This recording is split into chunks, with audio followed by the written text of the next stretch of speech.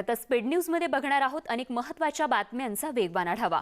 मुख्यमंत्री उद्धव ठाकरे हेलिकॉप्टरमधून कोयनानगरकडे रवाना झाले होते, तर दुसरीकडे उपमुख्यमंत्री देखील अजित पवार हे जे आहे ते सांगलीमध्ये नुकसानग्रस्त भागाची पाहणी करतायत। खरं तर मुख्यमंत्री कोयनानगरकडे रवाना झाले होते, पण जसं की आपण आत्ताच बातमी पाहिली त्यानुसार त्यांना पुन्हा हवामान बिघडल्यामुळे पुन्हा परतावं लागलेलं आहे। तर उपमुख्यमंत्री अजित पवार देखील सांगलीमध्ये नुकसानग्रस्त भागाची पाहणी करतायत आणि या दरम्यान एनडीआरएफच्या बोटीमधून अजित पवारांनी नुकसानग्रस्त भागाची पाहणी केली। दरम्यान अजित पवार यांचा आजचा कोल्हापूरचा नियोजित दौरा रद्द करण्यात आला आहे।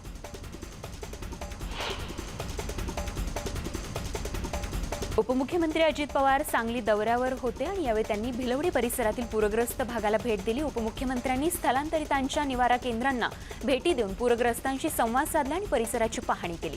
एनडीआरएफच्या बोटीमधून त्यांनी यावेळी पाहणी केली। यावेळी सांगली जिल्ह्याचे पालकमंत्री जयंत पाटील, मदत पुनर्वसन मंत्री विजय वडेट्टीवार, कृषी राज्यमंत्री विश्वजित कदमही उपस्थित आहेत।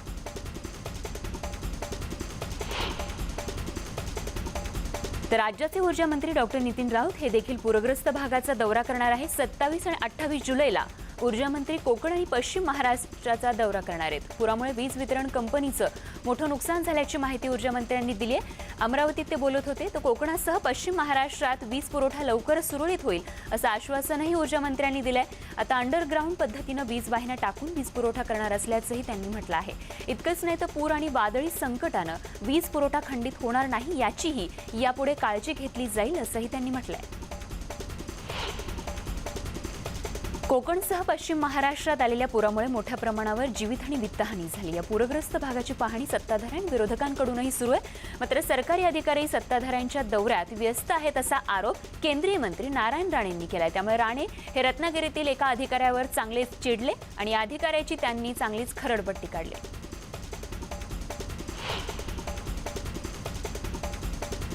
मुंबई महानगरपालिका पूरग्रस्तांच्या मदतीला धावली आहे। मुंबईतील तज्ज्ञ डॉक्टर्स, फिरती प्रयोगशाळा, शेकडो कर्मचाऱ्यांसह पालिका रायगड आणि कोल्हापूरमधील पूरग्रस्तांसाठी धावून गेली आहे। पालिकेच्या 2 टीम रवाना झाल्या असून पूरग्रस्तांना स्वच्छतेसह सर्व प्रकारची मदत करण्यात येणार आहे। दरम्यान मुंबई पालिकेची एक टीम महाड येथे मदत कार्यासाठी पोहोचली असल्याचीही माहिती मिळते आहे।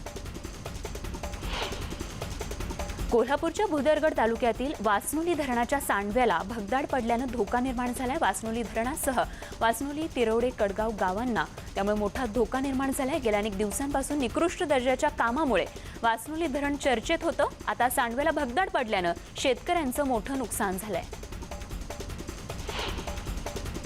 कोल्हापुरात आलेल्या महापुरामुळे 4 दिवसांपासून राष्ट्रीय महामार्ग बंद होता। आता अखेर या महामार्गावरून वाहतूक सुरू झाली आहे। या महामार्गावर एका लेनवरून वाहनांची ये-जा सुरू आहे। राष्ट्रीय महामार्गावर अजूनही 1.5 फूट महापुराचं पाणी असून एका लेनने वाहनांची ये-जा सुरू असल्याचं कळतंय। तर वाहनधारकांना मोठा त्यामुळे निश्चितच दिलासा मिळालाय। राष्ट्रीय महामार्गावरती अजूनही 1.5 फूट महापुराचं पाणी आहे, ते ओसरण्याची प्रतीक्षा सगळ्यांना आहे, जेणेकरून वाहतूक पुन्हा पूर्वपदावर येईल। मुंबई गोवा महामार्गावरील बंद असलेली वाहतूक पुन्हा सुरू झाली आहे। वाशिष्ठी नदीवरील पुलाचा भराव वाहून गेल्यामुळे गेल्या 5 दिवस ही वाहतूक जी आहे ती बंद होती। वाहतूक पूर्वपदावर आणण्यासाठी हायवे प्रशासनानं युद्ध पातळीवर काम करत वाहतूक पुन्हा सुरू केली आहे। दरम्यान पूल कमकुवत असल्यानं मोठ्या वाहनांना पुलावरून वाहतुकीसाठी बंदी कायम आहे। तर वाहतूक सुरू झाल्यानं सर्वसामान्य लोकांना मोठा दिलासा मिळाला आहे।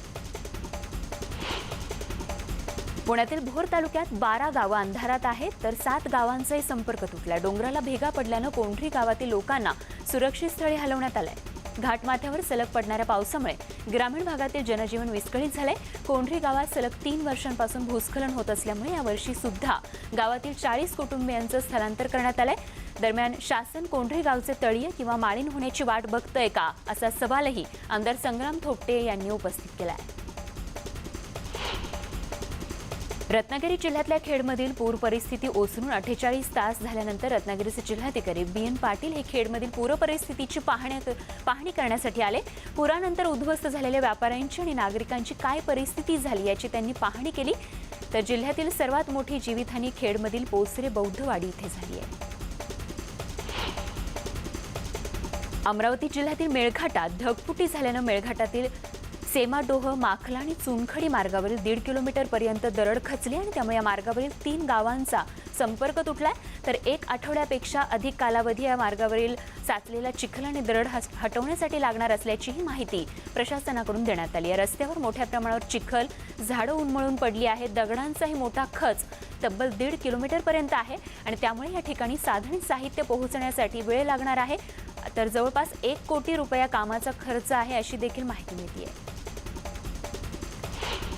जुन्नर तालुक्यातील बोरीखुर्द गावातील पटाडीमळा इथे 2 दिवसांपूर्वी झालेल्या वादळात विजेचा सिमेंट पोल शेतात पडला होता आणि शेतात पडलेल्या विजेच्या तारांमध्ये वीज प्रवाह असल्यामुळे या दुर्घटनेत दोघांचा मृत्यू झाला. यादव पटाडे आणि त्यांचा मुलगा श्रीकांत पटाडे या दोघा पिता-पुत्रांचा मृत्यू झालाय.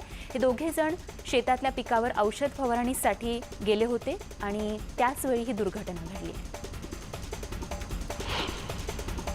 पुणे भाजपनं आमदार भास्कर जाधव यांच्या विरोधात निषेध आंदोलन केले. कालच्या मुख्यमंत्र्यांच्या चिपळूण दौऱ्यात भास्कर जाधवांनी पूरग्रस्तांना अरेरावी केल्याचा आरोप होता आणि त्याच विरोधात पुणे शहर भाजपनं हे निषेध आंदोलन केलं. जगबुडी नदीच्या भीषण पूर परिस्थितीत महावितरणचे शासकीय ठेकेदार नयन इलेक्ट्रिकच्या टीमकडून खेडमधील खाडीपट्ट्यात रजवेल इथे काम केलं जात आहे आणि त्यांनी तुटलेल्या तारांचं काम वाहत्या खाडीपत्रात उतरून पूर्ण केलंय. अंगावर शहारे आणणारे हे मदत कार्य असून या धोकादायक परिस्थितीत या टीमनं 30 गावांचा खंडित झालेला वीज पुरवठा सुरळीत केलाय. शासकीय ठेकेदार नयन इलेक्ट्रिकल कंपनीच्या टीमनं आपला जीव धोक्यात घालून केलेल्या कामाचं सर्वत्र कौतुक होत आहे. सध्या कोल्हापूरच्या धरण क्षेत्रात पावसाचा जोर कायम असल्याचं कळतंय. शहरात काही प्रमाणात पावसाचा जोर ओसरला आणि त्यामुळे बचाव कार्यात काहीशी मदत होण्याची शक्यता आहे. दरम्यान या ठिकाणी काही पाळीव श्वानंही अडकून पडली होती आणि त्यांनाही जवानांनी सुखरूप वाचवलंय. भीषण पूर परिस्थितीत पाळीव प्राणी, श्वान, गायी तसंच इतर प्राण्यांचं आणि जनावरांचं देखील मोठं नुकसान झालेलं आहे. या पुराचा फटका या मुक्या जीवांना देखील बसला आणि त्यांना वाचवणंही जवानांसाठी मोठं आव्हान होतं. सुदैवानं गेल्या 3 दिवसांपासून अडकलेल्या प्राण्यांना वाचवल्यानंतर जवानही सध्या या जवानांमध्ये देखील एक आनंदाचं वातावरण बघायला मिळतं. विद्यार्थ्यांसाठी महत्त्वाची बातमी. आजपासून पुन्हा सीईटीसाठी ऑनलाईन अर्ज करता येणार आहेत. 11वीच्या प्रवेशासाठी सीईटीसाठी नोंदणी प्रक्रिया 20 जुलैपासून सुरू करण्यात आली. मात्र सीईटीचं रजिस्टर पोर्टल काही तांत्रिक बिघाडामुळे आतापर्यंत बंद होतं. दरम्यान आजपासून हे पोर्टल पुन्हा सुरू होत आहे. दुपारी 3 वाजल्यापासून हे पोर्टल सुरू होणार आहे. त्यामुळे विद्यार्थी पुन्हा नोंदणी प्रक्रिया सुरू करू शकणार आहेत. विम्याच्या संदर्भात शिवसेनेची काळजी भूमिका होती ती आजही कायम असल्याचं कृषी मंत्री दादा भुसेंनी स्पष्ट केलंय. विम्यासंदर्भातील सर्व नियम हे केंद्राच्या अधिपत्याखाली असून गेल्या वर्षभरापासून केंद्र सरकारला विनंती करत असल्याचं दादा भुसेंनी म्हटलंय. दरम्यान बीड मॉडेलला मान्यता देण्याची मागणी देखील केंद्राकडे केल्याची माहिती त्यांनी दिली आहे. परंतु केंद्र सरकार अभ्यास करत आहे असं त्यांचं लेखी पत्र आहे. मुख्यमंत्र्यांनी देखील या संदर्भात विनंती केली होती परंतु दुर्दैवानं त्याला मान्यता दिली गेली नाही. गुजरात राज्यासह इतर राज्यांनी पीक विमा योजना स्थगित केली आहे अशी टीका कृषी मंत्री दादा भुसे यांनी केली आहे. मुंबई अहमदाबाद महामार्गावर तरुणांनी कारच्या काचा फोडून कार चालकाला मारहाण केली. बेसबॉल स्टिकने या तरुणांनी मारहाण केली. ओव्हरटेक केल्याच्या रागातून ठाण्यातील व्यावसायिक हर्ष पांचाळ वसईहून घरी परतत असताना ओव्हरटेक केल्याच्या वादातून मारहाण करण्यात आलेली आहे. या मारहाणीत वाहन चालक गंभीर जखमी झाले असून या प्रकरणी पोलिसांमध्ये तक्रार दाखल करण्यात आली आहे. औरंगाबादमध्ये सावंग इथे पोहण्यासाठी गेलेल्या 2 तरुणांचा दुर्दैवी बुडून मृत्यू झालाय. धक्कादायक बाब म्हणजे याच ठिकाणी गेल्या आठवड्याभरात 8 जणांचा बुडून मृत्यू झाला होता. मोहम्मद अर्सलाम नियाजी आणि शेख साजिद शेख याकूब असं मृतांचं नाव असून पाण्याचा अंदाज न आल्यानं त्यांचा मृत्यू झालाय.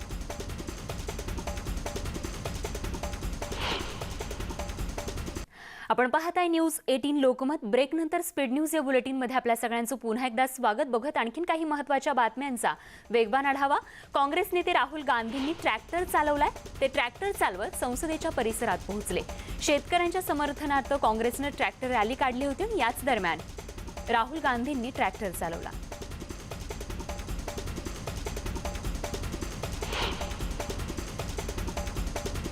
बातमी क्रीडा विश्वातून. टोकियो ऑलिम्पिकमध्ये भारताच्या अनुभवी टेबल टेनिस खेळाडूंनी पदकाची आशा कायम ठेवली. देशाचा सर्वात अनुभवी खेळाडू शरद कमलनं दुसऱ्या फेरीत विजय मिळवलाय. 39 वर्षांच्या शरद कमलची ही चौथी ऑलिम्पिक स्पर्धा आहे. त्यानं दुसऱ्या फेरीत पोर्तुगालच्या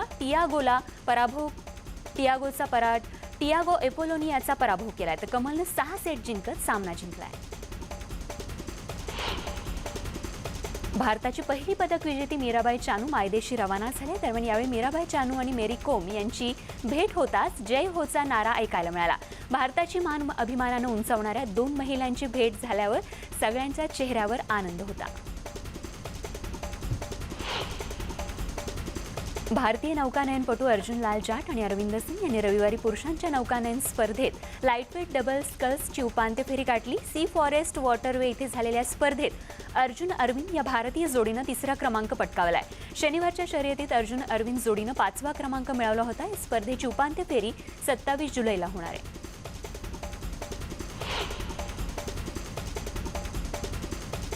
अभिनेत्री अनुष्का शर्मा आणि अथिया शेट्टी या दोघी यूकेमध्ये आहेत. अनुष्का शर्माच्या नव्या पोस्टवरून त्या यूकेमध्ये असल्याचं दिसून येत आहे. अनुष्कानं तिच्या इंस्टाग्राम अकाउंटवर अथियाने क्लिक केलेला एक फोटो शेअर केलाय. अनुष्का शर्माने क्लिक केलेल्या या फोटोमधून अथियाचं फोटोग्राफी स्किल दिसून येत आहे.